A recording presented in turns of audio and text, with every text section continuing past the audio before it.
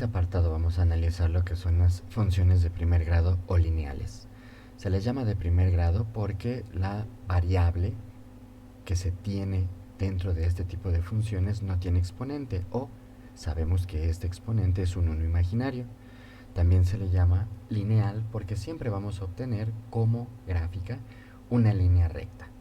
Ahora bien, aquí podemos decir que tenemos tres variantes de la misma función, es decir, con más o menos elementos.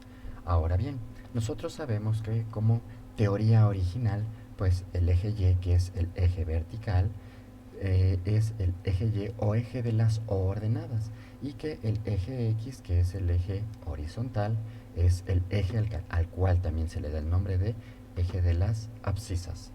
En este caso, que nos hablan que es una función constante, observamos que y es igual a x, donde x pues es diferente de 0. Si fuera 0, la gráfica nos iba a quedar sobre el eje x y no íbamos a observar dónde se encuentra esta. Por eso se indica que puede ser diferente de 0. Ahora bien, en este caso aquí estamos representando una gráfica de una función constante en donde el valor de x es igual a 3. Por eso nuestra gráfica cruza por el punto 3 del eje Y, pero está siendo paralela con el mismo eje X. Habíamos platicado entonces de que tiene variaciones y una variación de esta misma función constante es la que se le llama función lineal. Por lo que nosotros podemos observar aquí esta función lineal, nosotros, aunque no la hayamos graficado aún, nos damos cuenta que es una función que la hemos utilizado porque es simple y sencillamente una proporcionalidad directa, lo que nosotros normalmente aprendimos a calcular utilizando una regla de 3. Sin embargo, aquí, comparada con la anterior, con la función constante, tenemos un nuevo valor que está determinado con la letra m, a la cual se le llama, por lo que aquí observamos, pendiente o ángulo de inclinación. Por eso observamos que en esta gráfica ya no es paralela al eje X, ya tiene una posición diferente, una inclinación con respecto tanto al eje X como al eje Y. Este valor de m, cuando obviamente es numérico diferente de 1, entre más grande sea este valor, lo que nosotros vamos a observar es que la inclinación va a ser pendiente a ser más cercana hacia el eje Y. Y por lo que observamos aquí, también nos podemos dar cuenta que la letra Y o el valor de los números que nosotros graficamos en el eje Y se les llama variable dependiente. La letra m es la pendiente o ángulo de inclinación, del cual ya hablamos un poco, y x es la variable independiente, que son valores que nos van a proponer. Otra variación de esta misma función y que es muy común verla en innumerables problemas es lo que se le conoce como función afín. También es una función lineal, pero ya no es proporcional. Si nosotros observamos, simplemente aparece un valor más. Este que vemos aquí, representado con una letra B, que es lo que se le conoce como ordenada al origen. ¿Y qué nos indica? Simplemente nos indica que es el punto por donde nuestra gráfica va a cruzar en el eje Y.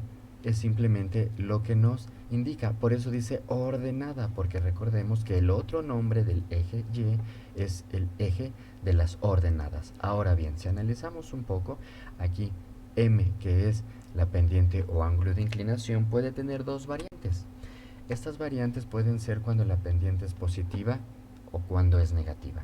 Si aquí lo observamos y si nosotros graficamos cuando una línea recta pasa por el origen, siempre va a quedar situada, cuando hay valores negativos y positivos, una parte en el primer cuadrante y otra en el tercero. Recordemos que esto de los cuadrantes es una teoría básica del plano cartesiano y en donde nosotros sabemos que se cuentan o se colocan en el sentido contrario de las manecillas del reloj, es decir, este es el primer cuadrante, segundo, tercero y cuarto cuadrante. Obviamente si mi pendiente es negativa, pues yo me voy a dar cuenta de que tiene una posición totalmente contraria a cuando es positiva.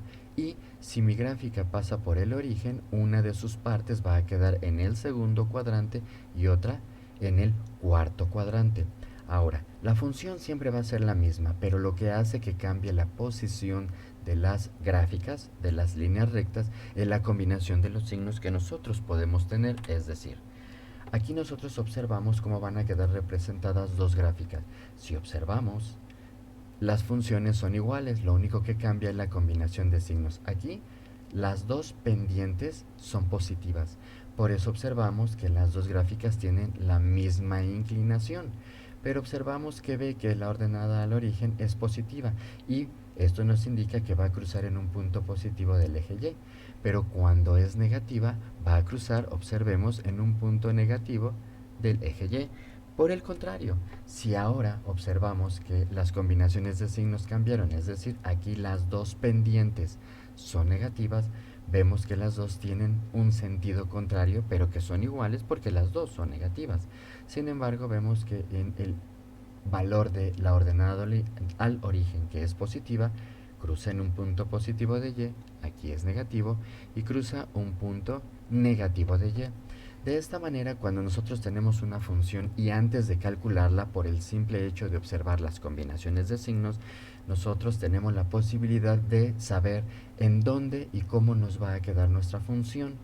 Cuando la calculamos, ya nada más nos da el detalle exacto y corroboramos lo que desde el principio podemos observar de cómo nos va a quedar situada nuestra gráfica en un plano cartesiano.